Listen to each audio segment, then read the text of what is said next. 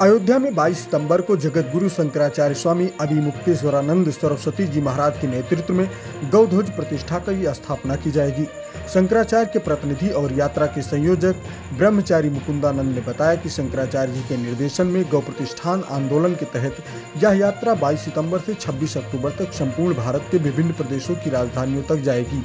इस यात्रा का मुख्य उद्देश्य गौ माता को पशु की सूची से बाहर निकालकर राष्ट्र माता का दर्जा दिलवाना है। इसके साथ ही गौ माता को लेकर राष्ट्रीय कानून बनाया जाए। गौ हत्या का कलंक इस देश से मिटना चाहिए। ब्रह्मचारी मुकुंदानंद ने बताया कि इस यात्रा को सभी हिंदुवादी संगठनों और गौ माता प्रेमियों का समर्थन प्राप्त है और इसकी तैयारियां जोरों पर चल रही हैं।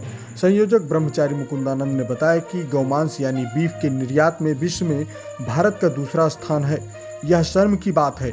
यह हम सभी का दुर्भाग्य है कि 80,000 गोवंश की प्रतिदिन हत्या होती है।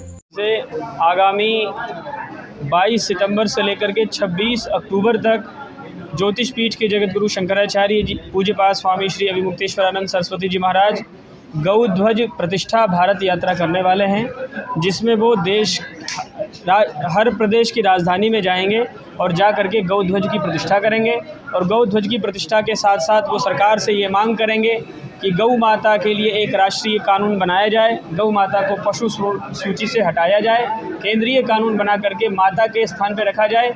गौ हत्या का कलंक इस देश से मिटे, क्योंकि ये देश मर्यादा पुरुषोत्तम भगवान श्री राम और भगवान श्री कृष्ण का देश है। और आपको ये पता होगा कि भगवान राम का अवतार गौ माता के संरक्षण के लिए ही हुआ था। ये गीत बहुत प्रचलित हुआ था कि जो राम को लाए हैं हम उनको लाएंगे। तो राम को कौन लाया, ये जब आप विचार करेंगे तो आप पाएंगे कि राम को लाने वाली भगवती गौ है। गौ जब गई प्रार्थना करने के लिए तब भगवान राम आए। तो राम जी अब आ चुके हैं।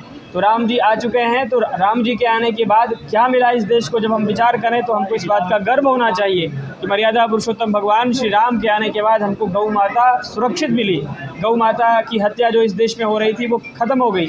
आज ये दुर्भाग्य है हम सभी हिंदुओं का कि हमारे यहाँ आज 80,000 गौवंश की हत्या प्रतिदिन हो रही है। गौ मांस के निर्यात में भारत पूरे विश्व के स्तर पर बीफ एक्सपोर्ट में दूसरे नंबर पर है। तो ये हम लोगों के लिए शर्म का विषय है।